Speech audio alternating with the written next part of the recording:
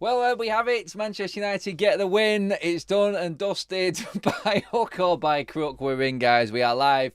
We are taking a look at that Luton game at Kenilworth Road. This is the breakdown. This is Forever United TV. Jay will hopefully be joining me soon. I've got to get started. I don't want to leave you guys waiting. You know what I'm like. I'm not the late type. But yeah, let's get into it. We're all happy, aren't we? We're all happy that we've actually got a win. You only have to look at the table there and see it. Nice reading. We're actually in the plus column for goals scored and conceded now. God, how long did that take this season? Wow. It seems like we've always been on like minus goal difference all season. Now we've got that measly 1 plus in the... Oh, God. Do you know what? I look at it and I go... Look, it's 4 wins in a row. At the end of the day, let's get the positives out the way here and just go, you know what? We might have had another meltdown there and lost that. Instead, we're talking about a game that could have gone a different way if Luton had have had their wits about them and took advantage of some real lacklustre performance in the first half for Manchester United. But, hey, I'd rather be talking about us getting through a game like that when we could have scored 5 or 6, to be honest, in the second half, and talking about 3 points and moving on, where teams like Tottenham are dropping points. I'd rather be in our situation than Spurs is right now, this weekend anyway. Do you know what I mean? It's a tough place to go. Everyone's found it hard to go there. We've done a double over Luton. We've done a double over Wolves. We've done a double over Villa. A lot of teams have not done that this season. So, yeah, we've got to look at it as a positive. And moving forward, United now, 44 points. Plenty to play for. Fulham this weekend, but... that game today, it was rather stressful in the end, wasn't it? Let's just say it like that. It was rather stressful. Get your comments in the live section, guys. Let me know what you think. Boo! Welcome to the members club. No, I'm not scaring you all. That's just a name there that has joined as a member. The Boo has joined in. Gifted by General Foodie. Thank you, General Foodie. Make sure you're subscribing to the channel, guys, and make sure you're giving the video a like. As always, Jay will be with me shortly. I hope. I have him in the room, I think, now, just waiting, so bear with me. I'm just going to maneuver Jay into the room as well. But guys, get voting, get on the poll. I've just give you a few options there in terms of what you reckon to that game today. Was it one of got away with, could have done with, we could have scored more goals, a win's a win? How are you looking at it? Get commenting right now. I'm just going to bring Jay into the room. Just going to switch things around a little bit. Just bear with me a second, guys. And yeah, we will get him in shortly. Just bear with me a second. I think most people are looking at it going, you know what? We're actually winning games. So I'd rather be doing this than talking about near misses and not actually getting any points at all. Do you know what I mean? We're moving on up. And we're doing all right. I'm just going to check Jay is with me there. Jay, can you hear me okay, mate? Adam, good evening. How are you, sir? I am fine and dandy, mate. I'm always happy with 3 points in the bag. Yourself? Yeah, I heard you there, and most certainly a win is a win is a win. 4 wins out of 4, and HOJLUND has scored in every game since Boxing Day of last year. But look, if you said to me a month ago that we had won 4 in the trot, I said, no, you're not a chance. But I think today, Adam, we got away with one. A 2-0 up. I'm sure you were thinking like everybody else, okay, at last, we're going to score 4 or 5 and finally put a team to bed. But of course, United do United things. We got the usual wingers that won't pass. I think at 2-0 up, you really need your wingers to slow the game down and find your centre forwards in form. Not take steady chances, steady shots, and before we know it, we've got a Nana playing Olympic handball, and it's 2-1. And after that, Adam, I was like, I don't know if you remember the movie Zoolander, the character in it called Mugatu. You got this favorite line, I feel like I'm taking crazy pills. So for the rest of the game, that's exactly how I felt. I was taking crazy pills. Yeah, but honestly, you you and Anna Olympic handball one there. Me and Kaz were both laughing at that one. It was the way he came out was just ridiculous, wasn't it? I mean, honestly, I thought he made it easy for the Luton forward to score a goal. Personally, mate, I thought he made it very, very, very simple and gave him one option. He could have made him think. He could have made him second guess. To be honest, I thought there by staying on his line. But hey, decisions like that in big moments are what make us all nervous in games, and I think we're going to have a few more of them coming through this season. But let's start off with the positive, because it did start off very positive, Jay, and our man Rasmus HOJLUND, 12th and 13th goal of the season. He is taking all the plaudits today. Another man of the match performance. I've put my play ratings out. I gave him a 9. I thought his hold-up play, everything about him, the way he's taking his moments and his chances right now, I thought it was absolutely superb. Your thoughts on him? I know you love the guy, but again today, I think he's took it to another level again, Jay. He has. We have a striker that is scoring 13 goals in spite of not having wingers that can cross the ball via mid-service. That first goal, that's Casemiro literally punting the ball forwards, a hit and hope. And HOJLUND makes that run from his own half. He sees centre half doesn't have him for speed, makes his run. He's making that run on the off chance that the other defender is going to mess up. And sure enough, he does. Takes that little touch, ball around the keeper, and suddenly he's won after 40 seconds. But that just shows the hunger of a kid. What is he now? He's 21 years of age, and he's just hungry for goals. His second goal, my partner hated this tweet. I said it was the best chest I'd seen since Pam Anderson. She hated that tweet. I think he meant that. If you look, he's back to goal. He sees Gannett take the shot. Shot's probably going wide, and he deflects the ball into the goal. That's a striker on form that is taking every opportunity he can to score. So a lot of Royal fans are saying, no, there's no way he meant that. He definitely meant that for me. 2-0. And that stage then, as I said, we should be home and hose and coasting for 4-0. But no, our back four and our calamity goalkeeper puts Luton back in the game. I think, Adam, I think you said it in your post-match where I watched, you got to give Luton credit. They're circling the bottom of the table, and they've given Man City, Newcastle, Spurs, everyone who's played Newcastle knows they've been in the game. So some have been saying, oh, today 2-1, it's only Luton Town. No, Kenilworth Road is one of the oldest grounds in the country to go in and win 2-1. I think you got to take the positive of that win today. 100% agree with what you're saying there, mate. I mean, Rasmus HOJLUND right now, I think he is untouchable. I've seen Liverpool fans commenting, saying he is the bright spark in the doom and gloom around Old Trafford at the moment. You have to take your hat off and say, and I said it in my post-match, in my reaction, I said he is the best forward in the league right now on form. He is. You can't disagree with that, I don't think. Alien Tenor with a super chat says, I've never used so much bog roll watching a game. Like, yeah, I know what you mean by that. We make things incredibly difficult for ourselves at this football club. And that's got to be the only real frustration there, because I said it, Jay, and I want to get your opinion on this, and everyone in the chat as well. If you haven't watched my reaction after the show, go and watch it back, because my initial thought straight after the game, this is why I like to do this show, because it gives me a chance to sort of settle in, listen to what people have said, listen to interviews, calm down a little bit, and watch back what I've said as well. But straight after, my initial reaction for that is, and I've not changed my mind on this either, and I'll ask you on this now, Jay, is Manchester United go 2-0 up, and it's like, this is not the norm. This is like too much for us.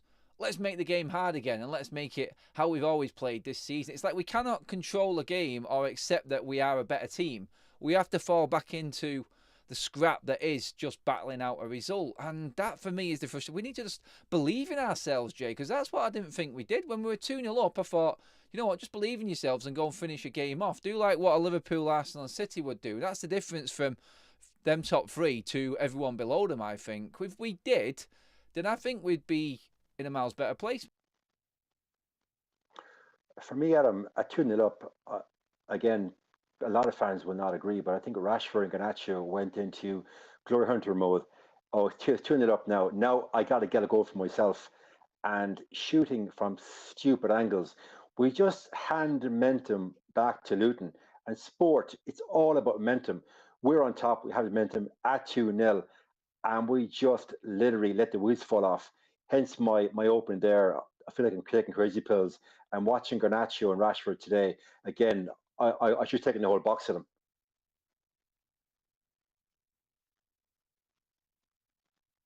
I completely agree with what you're saying there, Jay. I think right now with United and the way we are, it's like, if we had that composure up front, if the forwards were taking their chances, I mean, how many one-on-ones? I counted Dalot, Bruno, Rasmus, Garnacho.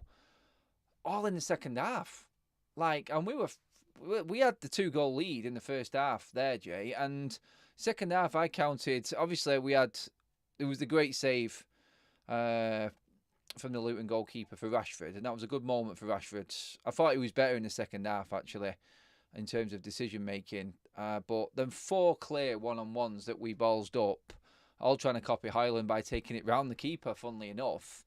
No one taking the shot on. But if we finished our chances, Jay, we're a different team altogether. But we can't live off if, buts and maybes, can we?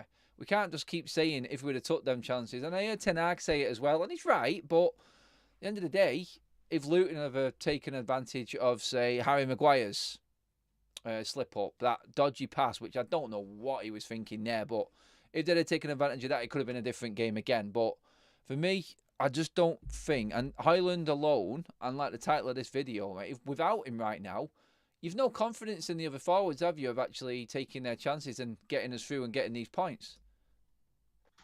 Cast your mind back to the FA Cup game against Newport a few weeks back. Bruno alluded to it, and so did Ten Hag.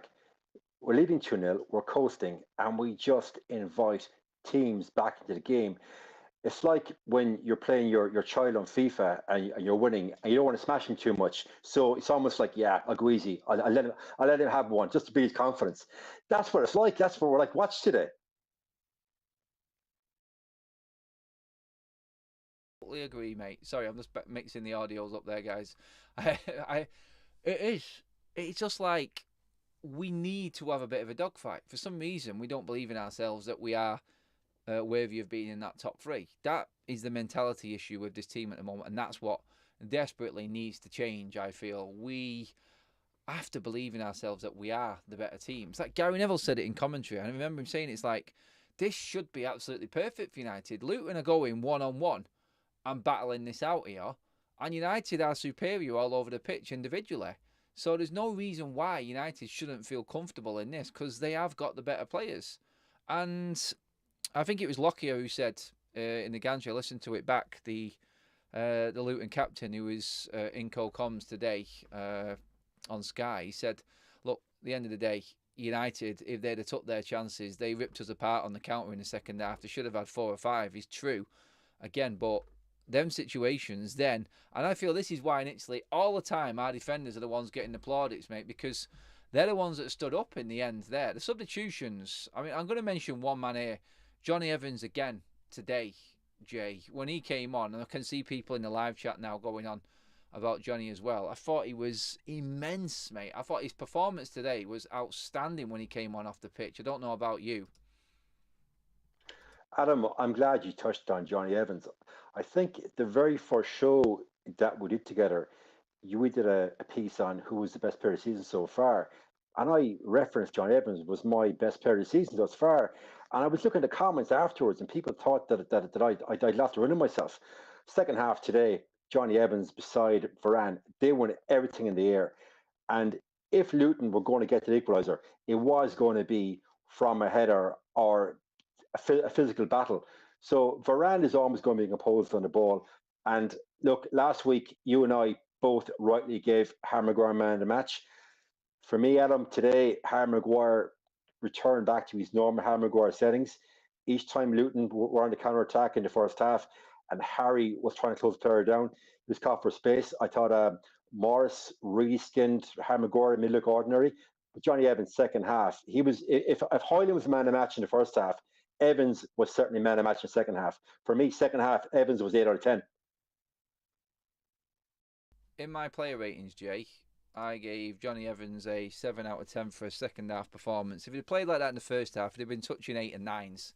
I thought Raphael Varane was absolutely outstanding next to him as well. I thought he was the composed defender in the first half, and I thought he went under the radar a little bit. I thought he was superb. Alien Tenno with a super chat says, sign Luton keeper Kaminsky ASAP. He did keep them in the game. He had an excellent game today. Credit to him.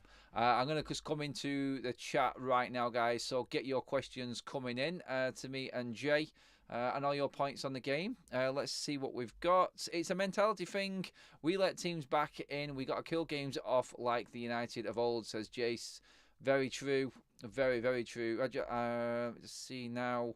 As soon as we concede, we go into our shell. It has to be a mentality issue. Mentality.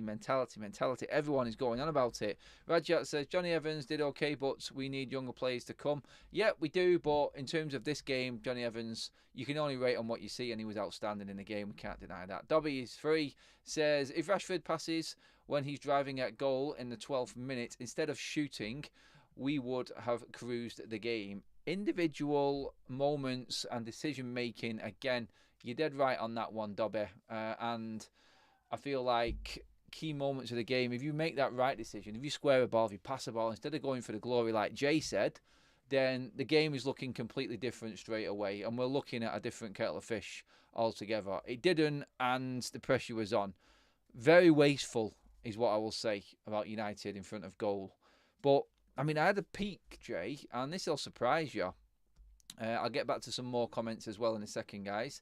I had a peek at the form table, and obviously United are right up there now in the top 4, along with all the other big guns. 4 wins in a row, 1 draw. Last 5 games, very good. But our away form, we are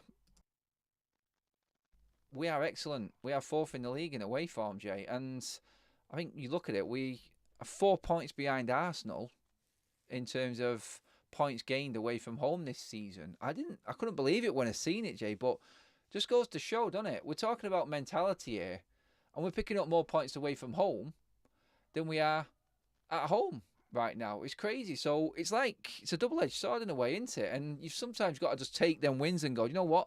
It's tough. It's tough in the league this season. Everywhere's a difficult game to go. So, I mean, you've got to look at a positive there as well, haven't you? Just to develop that point, if our away form is better than our home form, is there then a lack of mentality at home, plus players playing for their home fans, 75,000 capacity stadium, and the added pressure of playing at home? We go away from home. I think you've been away games, Adam. I haven't been to away game in probably 10 years, but we have the best away traveling support in the league. So we can turn it on in the away games, but at home, we do go into a shell. And I think a lot of players are from wanting. Today, for me, I think I just want to reference what Dobby said there as well about Rashford. I think he needs to get a look at a chiropractor, because I think the C5 vertebrae in his neck are not working, because the man can't look up. He never looks up. It's almost head down, have a shot, and usually saved by the keeper. So that's a good point by Dobby. But Adam, like going forward here, we've won 4 out of the winnable games, Villa withstanding. There's bigger tests that lie ahead, and that's what's going to be throwing us in the future. As soon as we draw points against, let's say, another top 4 rival, then the media hacks in the English media will come out and say, United crest of a wave, it's back to normal settings. Do you think we can continue this form against top 4 contenders like ourselves? That's the tricky one, Jay. That is the tricky one indeed, because you look at it and you look at fixtures coming up. I'm just going to read through this quick super chat. Megan Rapinoe's sister, Garnacho, was poor today. Stop it, Dobby. Gifted membership from Honest Tiger, taken by United Forever. Love that name. Welcome to the members club, my friend. Another gifted membership from General Foodie. Thank you, you absolute legend of a man. Simon Heron, welcome to the members club as well, my friend. Keep your likes coming in, everybody. Obviously, do hit that subscribe button if you are watching for the first time. We're on the road to 40k. But yeah, I mean, looking at the games ahead, Jay, like you said there, Fulham this weekend. First of all, we'll bring up the mentality issue there about playing in front of the Old Trafford crowd. We got away, well, we didn't get away, but we played well against West Ham, I thought. And I think we will beat Fulham as well and make it 5 in a row. But will they look at that now, the players, and go, right, that's February 100%. I'd love to beat Nottingham Forest as well before the end of the month and have 1 month where we've won absolutely every single game. It's crazy to think on the cusp of United looking at a possible new manager, that Ten Hag is going to get manager of the month again, Jay, if we beat Fulham. You cannot ignore a 100% record. In a season of chaos, Ten Hag is on the cusp of making his 2nd manager of the month award. It's just, you cannot predict this season is all I'm saying. It's absolutely mental. It really is. But Jay, after Fulham, it's City away, and that's when the hens come home to roost. That's when United will be judged. If we get through that with a draw, say, I think everyone takes United seriously. It's as simple as that, Jay, for me. 100%. That is where we will need Casemiro to keep himself grounded, literally grounded on his feet, and not launch into tackles. I think today, Casemiro going off for second half, that let Luton come into the game even more. Him playing against City without without Martinez at the back, I think Casemiro is the pivotal player for a City game, because otherwise we're left with Scott McTominay or Ericsson beside Menu. If Casemiro plays in that game, doesn't get booked, keeps his head, we could possibly walk out of there with a point. Totally agree. I totally agree, Jay, on that side of things. I feel like City are gettable. I think we can definitely get a draw at the Etihad. Casemiro has to, like you said, do you know what, on that, and Ten Hag has touched on this, and I think his comments were on the lines of Casemiro gets booked even when he doesn't give a foul away. He's just a marked man. I went on this in my reaction as well. I thought the referee today was a bit of a joke, to be honest. I really did think I think he was listening to the crowd. I think he got overcome by the atmosphere and everything that was going on. He was literally blowing for every time the crowd kicked up a stink. I mean, the yellow card for Mainu was diabolical. The dive that Casemiro got booked for, just like he did against Villa last week as well. I can understand that, and I'm with Ten Hag on being upset with the refereeing regarding Casemiro. I thought that was a joke. I thought, how can you give a yellow card for that when it's clearly a dive? And then all of a sudden he doesn't give a yellow card because he's dropped himself in it, the referee, by giving the one that he shouldn't have give. And he didn't give the one that should have been a yellow card and ultimately would have sent him off. And then, well, we wouldn't have been missing him for the City game. It would have been the Fulham game he got suspended for, Jay. But it's them moments right now with Casemiro. You're living on the edge, aren't you? You're like, we cannot afford to lose certain players right now. And it goes right down the back. We've lost Martinez. We're struggling a bit. If we lose Casemiro, we're really struggling in that middle. If we lose HOJLUND, I give up. Like, literally, that's how close it is from going success, getting in the Champions League, to falling off the other side of the cliff, mate. That's for me. We're literally hanging on to first-team players right now. And that decision to bring him off in the second half, I literally think that's why, Jay. Because we can't afford for him to be out. Yeah, I'm hitting in the head there. You said Casemiro is a marked man by referees. It seems to me there's one, I'm going to call it the Casemiro rule. Casemiro does any form of physical foul whatsoever on a player, and refs have marked his card and he is booked. Like Casemiro, historically playing for Real Madrid, he was not a dirty player. He wasn't getting booked as ferocity. Correct me if I'm wrong, you live chat will know, had Casemiro ever been sent off in his career before he came to United? I don't think so. No, I may be wrong. The live chat will always have more knowledge than me, most certainly. But I don't think he was ever sent off before he came to United. The referees have marked his card. And you touched there on that Menu tackle. That was a textbook CDM tackle. When the ball, I think, it knocked off his foot, and then he won the second ball as well. He gets booked.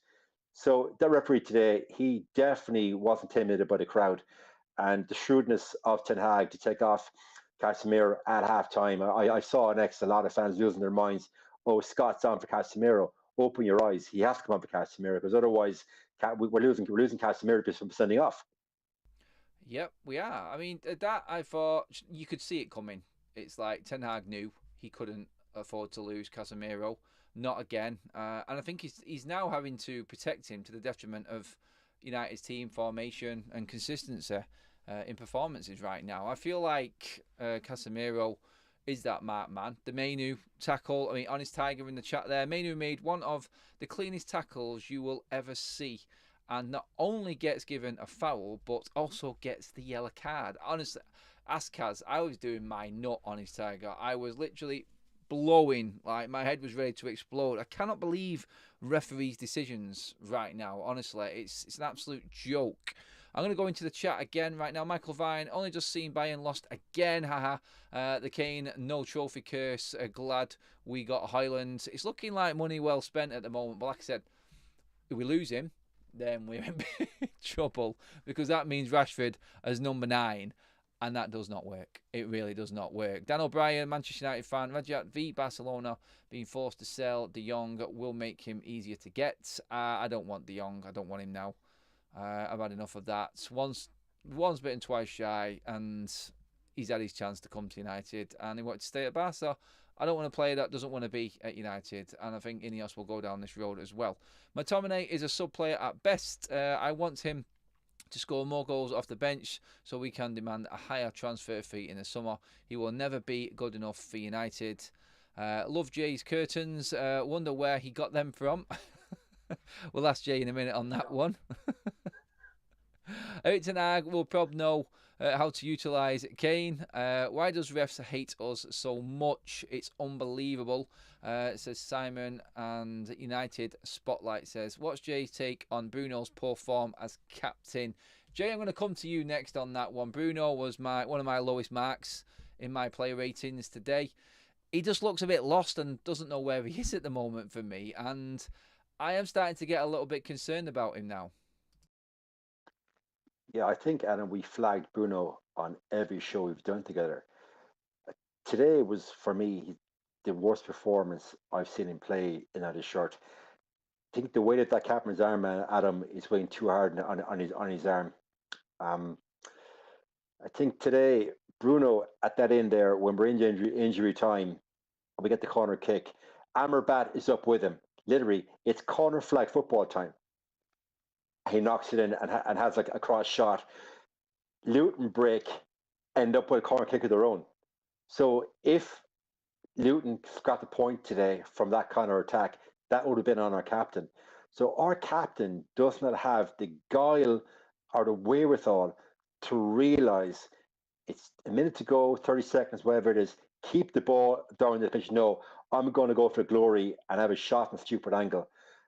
And I said there to you as well a month ago, Bruno's stats are predicated on the lockdown season. The last year and a half, I think Bruno has actually been detrimental to how we play. A lot of fans then will hark on about, oh, he's played the most minutes in European football. Again, detrimental. The man looks out on his feet. There is a cause, I think, for dropping Bruno and giving Eriksen some game time. Possibly even Mason Mount when he does actually appear in that bleeding matchday squad. I don't know. Some people are asking, like, will Ten Hag make one of probably his biggest calls that he's going to have to make and drop the captain? Is it the captaincy that's keeping him in the side? He didn't drop him last season, and some people were complaining about the same thing with Bruno last season. Inconsistencies. You cannot ignore the guy's work rate. You really can't. We're never going to question Bruno's desire, his heart, and his work rate. You just want him to make them decisions again, them key moments. And I feel like there's games this season where he has kept everything really simple. I thought against West Ham, he did it brilliantly, and people still complained. He's damned if he does, he's damned if he doesn't. That sort of scenario with Bruno right now. But honestly, with him, I've never wanted a player to do so well because I love players that work hard. I was the same with Garnacho today, Jay. He's a young lad and he's got time. If he's making the mistakes he's making today, in 3 years' time, I'll be concerned. But I think he's got time to learn from it. His energy and the shift that he puts in is very similar to Bruno. I just feel like Bruno's coming to the end and Garnacho is just starting, Jay. So we've got a better chance with Garnacho. But with Bruno, some people are asking the question right now. His contract is up for renewal very, very soon. We're coming into the last 2 years. What would you do with Bruno with that contract? Would you let it run down? Or would you try and cash in on him early, knowing that he has probably got a little bit of value still in him? It's a great question, Adam. If I'm Ineos coming in, I sell Bruno. Hey, I sell Rashford as well. I sell half that squad. I sell Bruno now because there's still value left in him. 2 years left in his contract. Next year, what are you going to get for Bruno? 20 mil max? You offload Bruno in the summer, that's probably still 50, 60 mil. Offload Rashford, 75, 80 mil. That's 130. All of a sudden, you've got transfer kitty to add to the another 150 million that you're going to be able to spend and still stay in line with financial fair play. So I think it makes good business sense to offload Bruno now while you still can. And I'm sure the live chat is going crazy with those comments. Well, a lot of people in the live chat are actually talking about Frenkie de Jong right now in a situation with Barcelona and whether they would use this as an opportunity to change it around. Very similar. Some would say that Frenkie is better than Bruno. I think you have to admit that he probably is technically better and uses the ball better than Bruno Fernandes. And for me, I think it's a valid point. It's a valid question. In terms of this, I'm just going to get into the chat on this now because you brought it up, Jay. Do not renew his contract. I would cash in on him so we can rebuild with youth. Bruno gives, that was from Gehan. Bruno gives away possession constantly, and is putting teammates under severe pressure because of it, says Chris. Dobby says, let us all take a moment to appreciate the fact that HOJLUND scored with his body today. Just mixing it up there. I was looking for a Bruno comment, but that one just fell in, so I thought I'd read it. But United Spotlight, Bruno plays Sunday League long ball football. It's not sustainable. Put the team under pressure all of the time. If Bruno goes, does that mean that Maguire can be captain again, says Trevor. Trevor always in with the funnier side of things. But yeah, there's a lot of people. Right, actually, I'm gonna mix up this. I'm just gonna give you guys the option right now. I'm only doing it. I don't want to do it because I want Bruno to stay. That's my personal opinion. But the show is everyone's. I'm just gonna put a poll up right now for you guys. If you don't want to talk about it, then you can just answer in the poll. Let me know where you're at with it. Would you sell Bruno this summer? It's a simple yes or no. The poll is up now, guys. We'll see how that goes, and we'll judge it from there with everybody. Make sure you keep liking the video, guys. Do download the SofaScore app. Bottom right corner there is your QR code, or you can drop down in the description below. Click on the link. It's free. It's the best football app going. They were on every single goal today before anyone else. Rated top 20 apps out there. Injury news, yellow cards, red cards, score updates, player ratings and profiles, everything you want to know, plus all the transfer speculation and news for your clubs and international football and other sports as well. If you like a bit of cricket and all of that, India looking in well control in that match over there in the third test. Not that anyone's bothered. Rasmus scored his first nipple goal in the league, says Alien Tenor with a super chat. Always lowering the tone, our Alien. Just have to do it. But Jay, in terms of Rasmus HOJLUND, youngest player to score, I think it's in 5 consecutive Premier League games in history. He's breaking all the records. He really is. And the link up, I think, is where we're at, Jay. What is your Garnacho? Would you bring? What I'm asking is, would you bring anyone else into that front three right now? Is there anyone on the other midfielders? Would you chance Bruno out on the right and bring in Eriksen in there, and bring in Rashford off? When we've tried Bruno out on the right, it hasn't worked. Simple as. And then option B out on the right is Anthony. So it's the case of Ten Hag is damned if he does and damned if he doesn't. I would like to see Mason Mount come in. We paid 50 million for him. He's been given number 7 jersey. If and when he's fit to play, got to play him. Apart from that, then you're left with Eriksen, who we know can only last 60 minutes of a game, which no respect to the man. That's just what Eriksen offers now. And I think he's another player that most likely will be gone this summer. But out on the right, I think it's a void. It is a void right now, Adam. It really is, isn't it? It's a tough one to put anyone now. You've got Ahmad there, who we want to see. I don't think he's going to get game time. I don't think he's going to play while Ten Hag needs all of these points. He's going to play the plays he knows. I'll say that, though. At the moment, we're looking at him not getting any game time at all. Very strange how he's giving up on Anthony at the moment. But you can clearly see that he isn't part of his plan right now.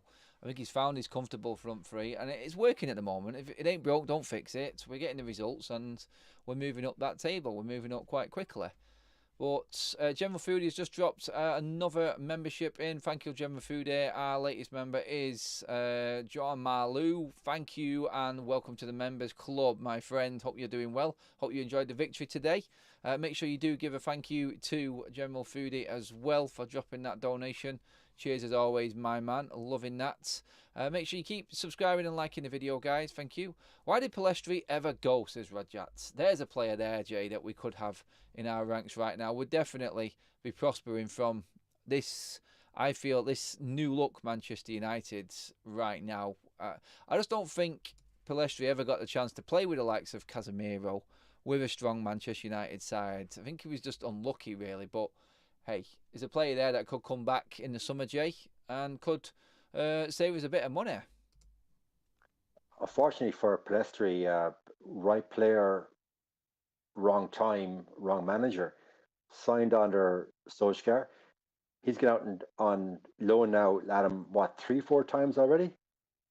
Surely, if that young lad comes back in the summertime and isn't putting up 3 pre-season, Ten Hag, if he's still there, will move him on. But I don't believe Palestri has ever got a fair crack at the whip.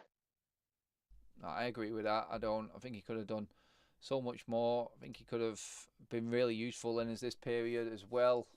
I mean, if, for instance, we did lose Rasmus Højlund and we were forced to play Rashford in the middle, then I would have preferred to have had Palestri out on the wing rather than Antony. Really, because if we lose Højlund and our front three goes from Højlund, Rashford and Garnacho to Garnacho, Rashford and Antony, I think we're in a bit of trouble. I don't think we've got anywhere near the same play. I mean, Rasmus's hold-up play alone today, people have said it in the chat there as well, Jay, it's been absolutely unbelievable. We've got no one else in the team that can do that and bring other players in. We've got no option. With Rasmus, we've got a plan B. But without him, it's a ball over the top and hope that Rashford can have one of his moments, Jay.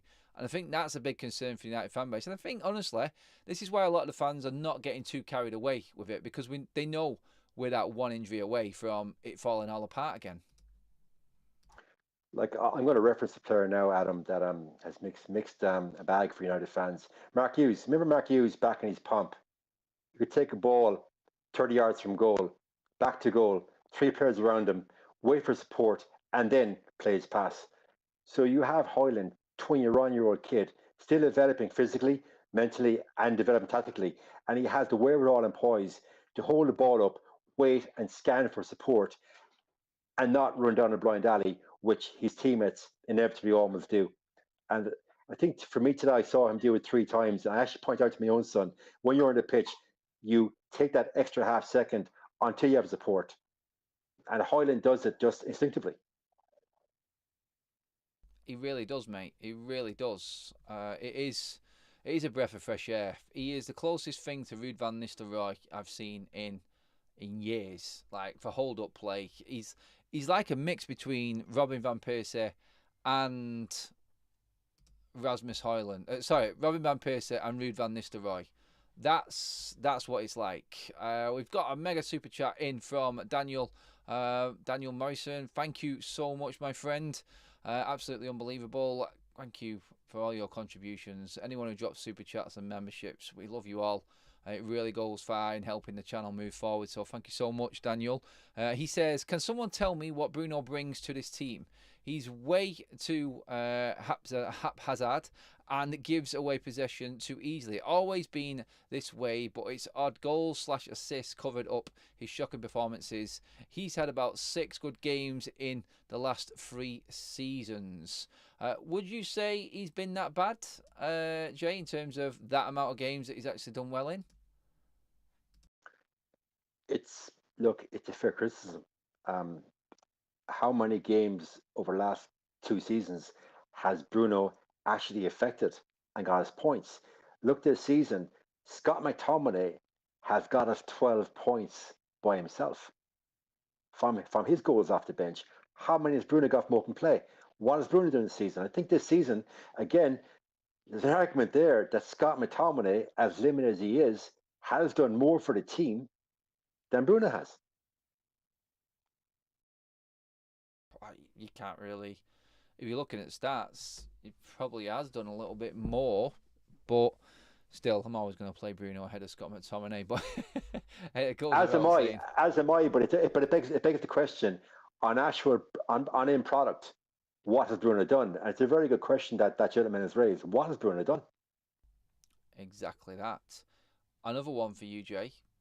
In all of this, in senior players, I had a big issue with 4 players in that first half, especially. I thought they let us down big time. Rashford was one of them, Harry Maguire, Bruno Fernandes, and one more who I'm probably more concerned about than anyone else right now is Luke Shaw.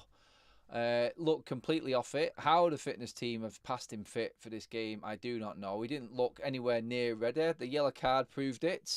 Caught cold.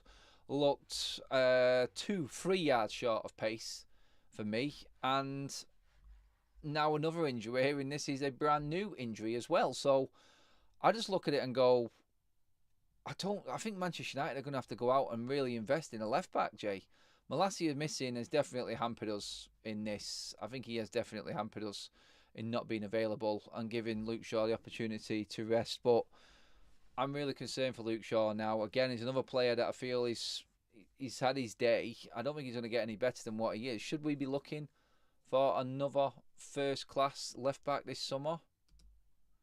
Okay, somebody tweeted me during the week and says Luke Shaw has had a total of 17 assists in his career at the club. Now, I don't know if that's correct or not, but his production from assists alone from left back has been anything short of stellar. He's become very injury prone, and I said in another show, I don't think Luke Shaw ever fully psychologically recovered from his leg break in that tie out in Germany a couple of years back. He hasn't recovered from that. And I'll also reference what is going on. Adam, you train consistently a couple of days a week. You're lifting weights in the gym. You've changed your physique. What's going on in Carrington? I saw video break Malacia's weight training regime. It's for the birds. He's injured. He hasn't come back. And now Luke Shaw isn't past fit today. Okay, Luke Shaw was never going to be your lean, mean, shredded left back. That's just his natural physiological makeup. But to come back today and get another injury, clearly he's been rushed back too soon. And then we're left with Lindelof, who I think did okay today. Right centre back has to come in, play left back because we don't have backup at left back. So you're right. We've got to go shopping for left back in the summer, no question. 100%, mate. Like I said, I don't like Lindelof. I really don't rate him as a player, but I can't go in him today. He's covering in a position he shouldn't be playing in. This is ridiculous. Like, the injuries for Manchester United players right now, I'm like, since we got the all clear, Ten Hag made the statement, when the players are all back fit, you'll see a different United. We're seeing that. But Martinez has gone, Luke Shaw's gone. Maguire now gone as well today. The defence just cannot stay fit, Jay, and it is a massive, massive concern. I'd literally go with Johnny Evans and Varane until the end of the season now, until Martinez is fit, until Johnny gets injured or can't play. I think he's our most consistent player next to Varane. Maguire did well last week, but Johnny Evans is more composed on the ball, and I'd rather him be there, personally. But it is a it's a massive concern that we haven't got any options for left back. Obviously, Alvaro Fernandez has gone out on loan. He would have been there. Malacia, we sent Reguilon back. And we're now in this pickle again where we've got no fit left backs. It is ridiculous how Manchester United at one point had, 4 left backs? And now we've got none. I just don't understand it. And the fitness coaches at this football club and the medical staff, again, come into question. And hopefully, when Ineos do finish their audit, they do look into that medical department at United as well. The physios and everything that's involved at Carrington for the players' welfare, that is looked into, because our record is right up there with the worst. It has to be. And I think recurring injuries is even a bigger problem for us. But hey, I don't want to go on too much about the negative side of that. David Ornstein has been talking, Jay, about Ineos wanting to work with Ten Hag for the foreseeable. Looks like he's getting the full back in. The results are coming back. Planning ahead with Ten Hag is the right move now, really, for United at this stage with the takeover and everything for you? I think Judge Ten Hag in May, see had he achieved top four, top five. I think until then, it's a holding pattern. If he gets top four, absolutely, you keep another season. But the control over transfer budget and recruitment of players has to be removed from Ten Hag. And under the new regime, it will be. He cannot be left. Obviously, he's got input in who we sign, but based on what he's brought in club so far, his recruitment has been shocking for me. I think that's true. I don't think you can argue with that point. Quickly though, in terms of Ten Hag and him giving full commitment and everything, can United afford to leave a manager? I made this point the other day. Can they afford to leave a manager going into 1 year left on his contract? Is that like a sign of no faith? Do they have to make a move at the end of this season and give him a new deal if he does make top four for UJ? Is that something that the club need to put in? No, I don't. I think, Eric, you've got 1 year left to prove yourself. Yeah. Simple. Prove and it. then and then if it depends. It's like the unknown, Jay, with Ineos, isn't it? It's like normally we know United would work, but Ten Hag makes top four, fair enough. He keeps the job, and we start planning in the future, planning this summer. Past that, I mean, what point do Ineos say we need to nail down the contract of our manager? It's total unknown. Like, it's going to be really intriguing to see how Ineos approach everything come this summer. So for me, that with everything else, Champions League has to happen. The finances and the lucrative finances that are involved in the Champions League this season, I think, are a must for Manchester United. I feel like we need to be competing at that highest level. We need to be competing continuously at that level as well. And I think the whole plan of Ineos works around us being in the Champions League. So the pressure is well and truly on for Ten Hag. I'm going to come to the chat now, guys, on all topics we're talking about there.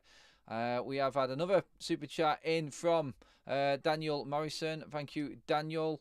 I'd love Rasmus continuing taking the P out of Douglas Luiz by using his celebration to score goals. I think we all love players who just work on the banter.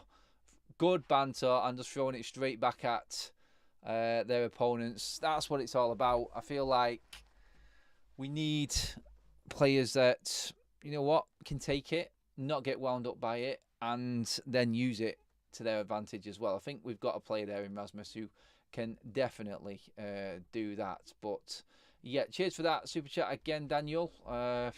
Loving it at the moment, guys. Keep your comments coming in. Simpson, it doesn't matter when Shaw comes back. He can only play 3-4 games, then he's out again. It's just been going on for years, and whoever gave him a new contract needs investigating. I think there's a few people need investigating for certain contracts that have been given out by this football club. There really has. Important. Left back, way more important than right back at this point to sign someone. I think it's getting that way. It is. I always had it down as right back being the issue. Guys, please make sure you give the video a like. We're just creeping up to the 200 mark. Make sure you do subscribe to the channel as well. If you are tuning in for the first time, this is Forever United TV. Me and Jay are just doing the breakdown show, everything that's gone on. I mean, is there anyone else for you, Jay? Just going back to the game today. Anyone else for you that stood out?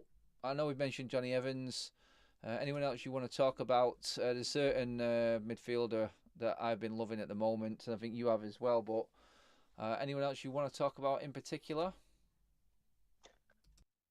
Look, without putting pressure on Kobe Manu or without speaking up too well, I think that young lad has guile and football intelligence beyond his years. If every player in that team had the clear head that Manu has, I think today we win 4 or 5-0.